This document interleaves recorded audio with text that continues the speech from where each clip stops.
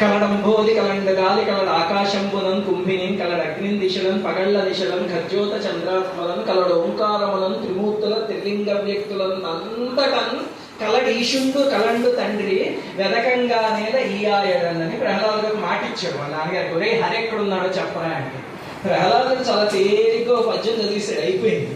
కానీ ఇప్పుడు నెత్తి మీద పెద్ద భారం ఎవరికి పడింది అంటే నారాయణమూర్తికి.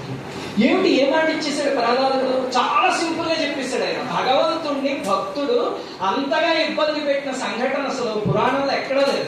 ఆయన చిన్న మాట చెప్పేశాడు, చిన్న కుర్రాడు. ఏం చెప్పాడంటే, నాన్న నువ్వు ఎందులో చూడు అందులో హరి ఉంటాడు అని చెప్పేసి ఒక చిన్న మాట చెప్పేశాడు. ఏమిటంటే సర్వాంతర్యామి అనే దృష్టిలో చెప్పేశాడు. కానీ నారాయణుడికి అది ఎంత పెద్ద భారం అయిపోయిందంటే అదే పోతన గారు చెప్పారు. హరి సర్వాకృతులను కలండనుచు ప్రహ్లాదుండు భాషింప. భక్తుడేమో నువ్వు ఎందులో చూడు, ఈ స్తంభంలో చూస్తావా, ఈ సింహాసనంలో చూస్తావా, ఈ సభలో చూస్తావా, ఈ గోడలో చూస్తావా, నీలో చూస్తావా, నాలో చూస్తావా, అమ్మలో చూస్తావా, పరివారంలో చూస్తావా, ఎందులో చూడు నారాయణుడు కనిపిస్తాడు అని మాట ఇచ్చేయగానేట ఆ భక్తవాత్సల్యంతో అయ్యో నా భక్తుడు మాట ఇచ్చేసాడు, 5 ఏళ్ల పిల్లవాడు. ఇప్పుడు వాళ్ళ నాన్న హఠాత్తుగా ఇదో ఇందులో ఉన్నాడు అని చెప్పి దీన్ని పగలగొడితే అందులోంచి నేను రావాలి. అది కూడా ఆయన మామూలు స్వరూపంలో వచ్చేస్తే ఆయనకి తేలిక. వైకుంఠవాసులాగా శుభ్రంగా శంఖచక్ర గదా పద్మాలు కూర్చుని వచ్చేస్తే అది ఆయన సస్వరూపం వచ్చేయచ్చు. ఇక్కడ అలా కుదరదే. వీడి నాన్న ఎన్నో కండిషన్స్ పెట్టాడు. అంటే మనిషి కాకూడదు, మృగం కాకూడదు, ఆయుధాలతో చంపకూడదు, ఇలా ఇంత పెద్ద లిస్టు పెట్టాడు.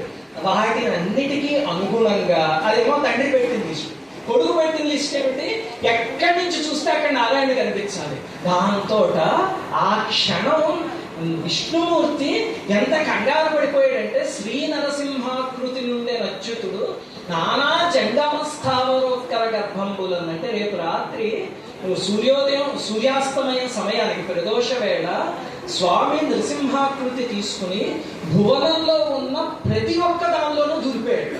ప్రతి దాంట్లోనూ చూడండి, భక్తవత్సలత అంటే అది. ఆయన సర్వాంతర్యామే కానీ మనకి కనిపించడు. అక్కడ ఒక దుర్మార్గుడికి కనిపించాలి, దుర్మార్గుడికి అసలు కనిపించాడు స్వామి. కానీ ఇప్పుడు భక్తుడు కనిపిస్తాడు అని చెప్పాడు. ఏం చేస్తాడు ఇంకా? దాంతో ప్రతి నానా జంగమస్థావరోత్కర గర్భంబులను. అలాగా ఏ వస్తువు దొరికితే దాంట్లో, ఏ కదిలే దాంట్లో, కదలని దాంట్లో, జీవులలో, పశుపక్షాదుల్లో, మనుషుల్లో, స్తంభాల్లో అన్నిటిలోనూ నరసింహాకృతి తీసుకుని ఒక్కసారిగా స్వామి వ్యాపించిపోయాడు.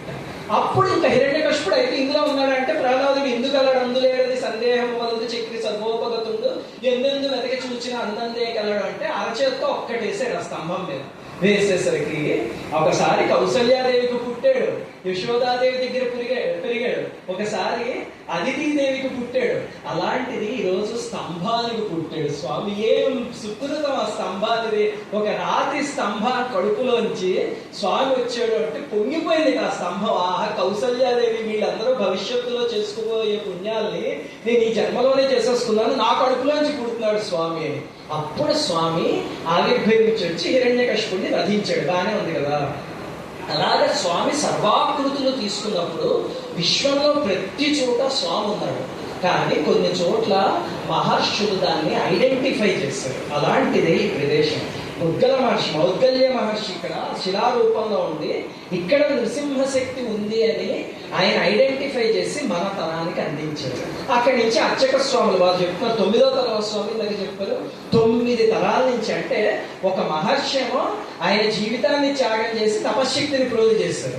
ఆ తర్వాత ఇటువంటి మహర్షులు తరాల తరబడి వాళ్ళ వంశాలుగా చూడండి. ఎవరైనా అయితే నేను ఏదో ఇంకో ఉద్యోగం చేసుకున్నాం, గవర్నమెంట్ జాబ్ వస్తుంది, లేకపోతే ఏదో సాఫ్ట్వేర్ కంపెనీలో చేసుకుందాం అనుకుంటే ఇలాంటి వాళ్ళ కుటుంబాలు ఏం చేస్తున్నాయంటే జీవితాలు అంకితం చేసేసి 9వ తరం అంటే ఆలోచించండి ఎన్ని సంవత్సరాలు, 100 సంవత్సరాల నుంచి వాళ్ళు కైంకర్యం చేసుకుంటారు స్వామి.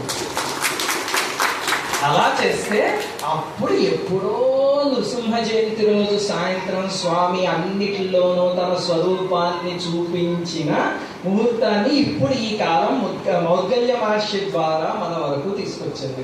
ఎంత సంతోషదాయకమైన విషయం.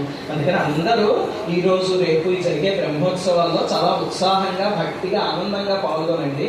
నృసింహస్వామి శక్తిని మాటలో వర్ణించలేదు. మీకు నృసింహస్వామి అనుగ్రహం కలగాలి కానీ ఎటువంటి దుష్టశక్తి కానీ శత్రువు కానీ మీ